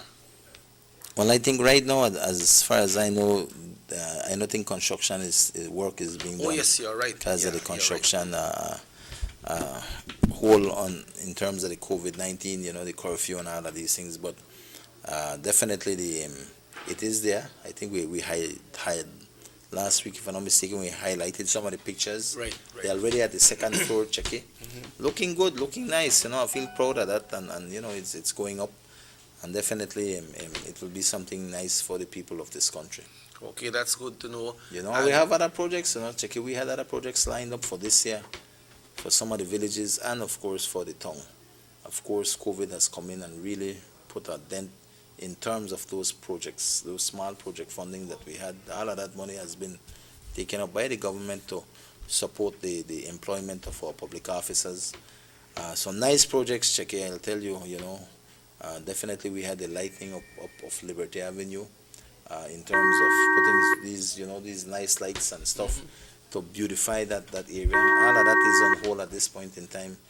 for funding reasons, and of course going through what is happening now. Hello, good morning, Sugar City Morning Show. Yeah, morning, Jackie. Morning. Morning, Jose. Yeah, morning. First of all, I want to give you thanks for the road that was repaired, right? From right here to Comango. Okay. And in the village, you still have some street that were left on down. Yes. Come and finish the work. We'll finish the work there, my brother. What happened is that the rains come down, and so we decided to take a little break of that. But we are going back to finish that up. Don't worry. I know about it already.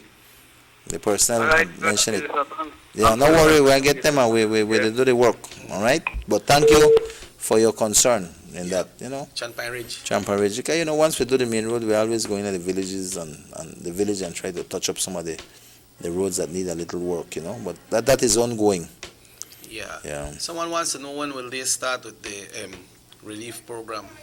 Well, with the relief program, I think the lot of applications have been submitted, and from what I'm hearing, it'll be in September that they will start with that. September sound far enough. But they're right there. Tuesday. They're right there. Yeah, right there Tuesday. So I think that will start shortly. Like I said, the unemployment relief fund it's not within the representatives' hands. It's in the hands of a task force or committee. That oversees all of these things, and it's all based on the justification in terms of. It's not about politics. You see, that is a good thing about the UDP, Checky. And not look at in times and need not look and say, because you're a PUP, we're not give you nothing. It is for all the P's in this country, whether you be UDP or PUP or no P at all.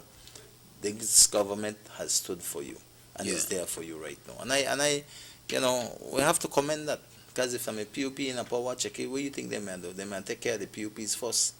You understand me? But and I always, that is why I'm a UDP, and that is why I am a representative and a member of the UDP family, because of how we think, and I think that is the right thing to do. That might be the popular thing to do with your party, but it is the right thing to do. Yeah, because everybody needs. Of course. Everybody's affected. Minister, That's how right. about the discussions coming out from Palmar? The last time you mentioned that the minister was there and committee is supposed to have met and to get things going. Well, a good thing you mentioned that, Checky. Just yesterday I was in Belmopan, and I spoke to the CEO in the Ministry of Natural Resources, and he told me, Aragon, boy, he said, we set for go again. He said, but with this COVID thing and the state of emergency where they don't allow more than 10 people, we have not been able to go.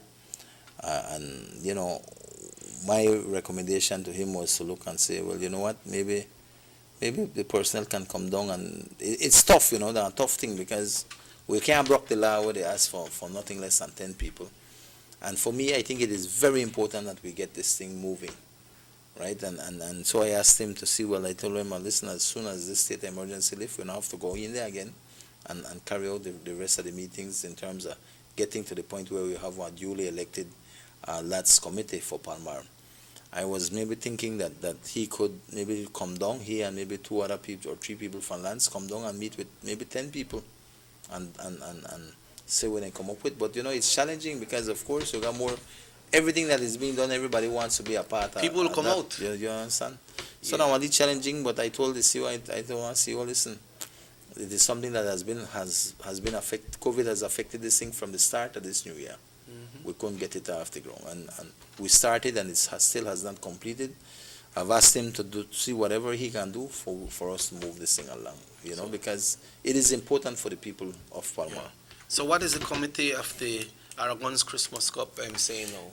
Well, I don't know. I think sports is very important, and that draw a lot of crowd. That got a vast majority. A lot of already. crowd, and people say they ask me about it. The committee I know had met earlier. I think a couple when the state emergency me don't lift them. Everybody Yes. Yeah. They say we're good for and go, but it has come again. And usually we start at our tournament basically starts at the last week, 2 weeks of September. Right. Yeah. Right. And so but before that you have a whole, at least a month and a half organization, in terms registration of and everything. registration Teams of the getting ready. teams and stuff like that. So I'm not sure what will happen right now, but that's something we have traditionally done for 5 years without fail, you know. And so, you know, the committee kind of hesitant for say we have pulled the plug on it yet, you know. So I will ask for the committee to sit again and make we have a discussion on it, and I could maybe make you know in the very near future, within a week or two, what's the decision, you know. Because I know a lot of the teams out there right now are waiting for to hear what will happen, you know, but we have to abide by the laws and regulations that is set out there. So we'll look on it, Checky, but you know, like I say, it don't look too good right now. Yeah, you know, because not but, even the teams that you can't know, get up, forget their teams together and do their work out. and COVID affect everything. I guess it affect your business too with, with the music. I say, you know, they're online and you know, Super Furia online too. You know, so it's tough. You know. Yeah. Yeah. Well, Minister, we're coming to the end of this show today. Your closing remarks for today.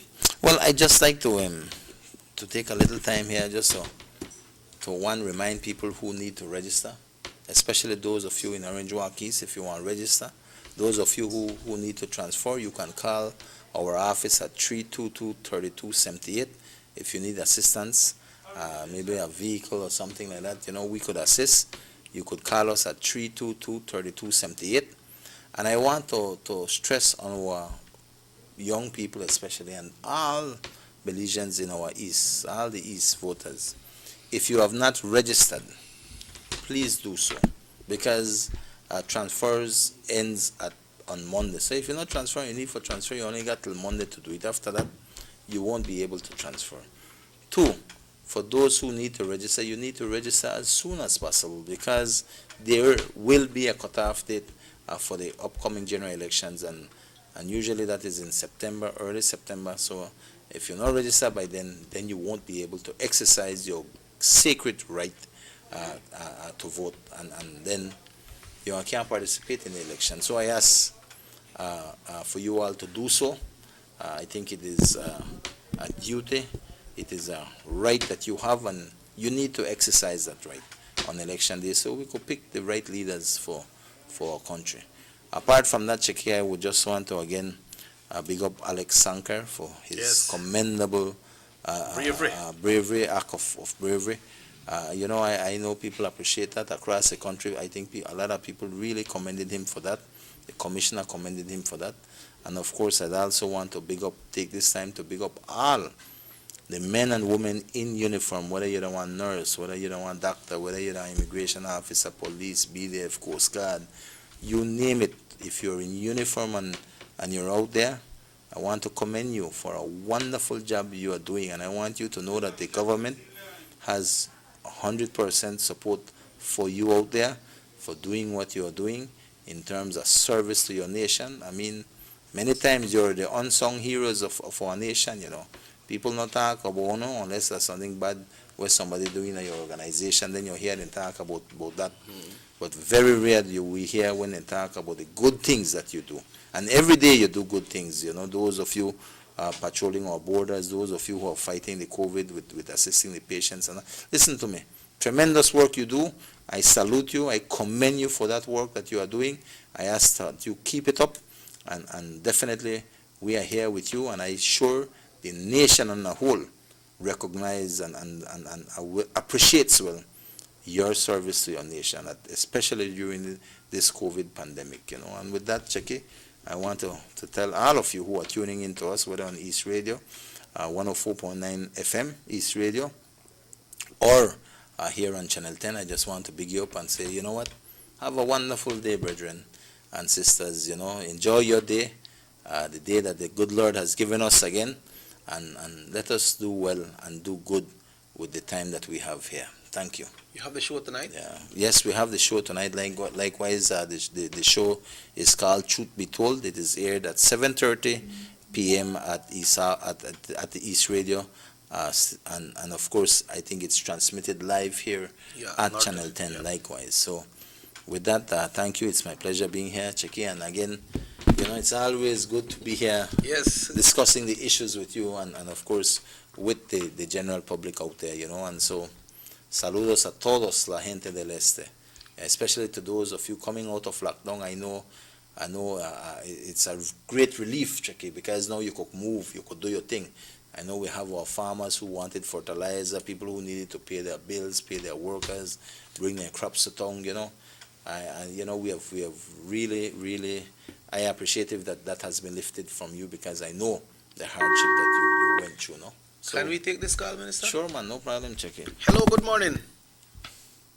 This is to the minister. Is his Carlin show? Yes, It is. you Other are. people don't know the number for the East Radio, so it would good if you announce it if the Carlin show. Thank you. Oh, for the one for tonight. Yes. Okay, the number for the East That Radio at for tonight. 302-3278, I think. The same number except 302. Okay, Yeah. maybe you can scroll it on the screen because you have it on Facebook. And what I as will well, no? do, what I think we could do, Checky, is put a little ad here, running, Yeah, right. showing the numbers and stuff for people to call into. I'll Okay. get that here on Channel 10. Okay, so folks, we'd like to thank you who tuned into the East Radio. Good morning, Dav. Good morning, rest of the crew over there. Dav, how are you doing? Still strong and got it? Want to wish you the best, my brother. Friends forever, and we always remain friends. And we're in the media, so we are brothers and sisters. Everybody in the media. Thanks to everyone who tuned in, and folks, like the minister said, stay home. Cool out in your yard. Stay on your mango tree, like them people of Florida, Charlene and Rona. Cool out, right? And this show will repeat tonight after Truth Being Told. So Truth Being Told will be on at 7:30. Then after that, this show repeats again. So you can see it if you never have time to say everything or just listen on the radio. It repeats tonight, right after Truth Being Told. Also, we have Channel 7 News repeat at 12 today. Then the hot news coming up at 6. Robert Checky Usher and Minister Rabon says, thank you all. And we say a good day from North Television Channel 10.